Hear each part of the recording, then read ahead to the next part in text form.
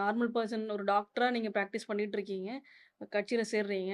கொஞ்சம் வருஷம் நீங்க ஒரு கிரவுண்ட் ஒர்க்லாம் பண்றீங்க. ஒரு எம்பி போஸ்டிங் நீங்க ஒரு எம்பி தேர்தல்ல நிக்கிறதுக்கு உங்களுக்கு ஒரு இது கிடைக்குது. வின் பண்றீங்க. 5 வருஷம் முடிச்சுட்டு ரிட்டர்ன் வர்றீங்க. திரும்பவும் எம்பி அந்த 5 வருஷம் முடிஞ்சதுக்கப்புறம் திரும்பவும் அதே லெவல்ல இருக்கிறோம் அப்படின்னு ஒண்ணு இருக்குது இல்லையா சார்? ம். உங்களோட அடுத்த கட்ட இது என்ன? நீங்க அத எப்படி பார்க்குறீங்க ஃபர்ஸ்ட்டு? மேல போயிட்டு திரும்பவும் சிலர் வந்து அப்படியே திரும்பவும் எம்பியா இருக்கணும் அப்படின்னு நெனைப்பாங்க. இல்ல பார்ட்டில எடுத்து போணும். Nobody can be a prime minister life long. Nobody can be it's all ups and downs இல்ல. இல்லன்னா ஒரு சேலஞ்சே இல்லாம இருக்கும்ல.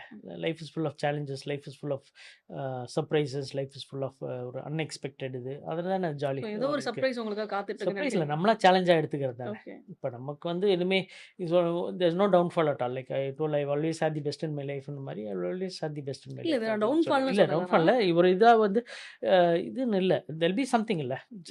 நாளைக்கே வந்து உலகம் முடிய போறது இதுன்னு இல்ல. ஸோ அந்த சேலஞ்சஸ், அந்த சர்ப்ரைசஸ் அந்த இதெல்லாம் இல்ல தான் வந்து இப்ப நான் கீப்ஸ் சொல்ல அஸ் ரொம்ப வந்து இது. ஒரு பிஸி லைஃபா இருந்திருக்கும் அந்த 5 வருஷங்கிறது. அந்த அளவுக்கு இப்போ நீங்க அந்த டைம்ல வந்து நீங்க உங்களோட ரொட்டீன் ம். கிளினிக் இருந்திருக்கும்ல. அதெல்லாமே பார்த்துக்கிட்டு சமூகம் சார்ந்த விஷயங்கள் பார்த்துட்டு இருப்பீங்க. உங்களோட பார்லிமெண்ட் ஒர்க்கு, தொகுதி ஒர்க் இதெல்லாமே சேர்ந்து நீங்க பார்த்துட்டு ம். இருக்கப்போ, இப்போ இதுக்கப்புறம் இன்னும் ஒரு 1 வருஷ காலம் இன்னும் ஒண்ணு இருக்கு இல்லையா? இல்ல ஐ திங்க் ஒண்ணும் இல்ல. நம்ம நம்ம வேலைய பார்த்துட்டு இருக்கோம்.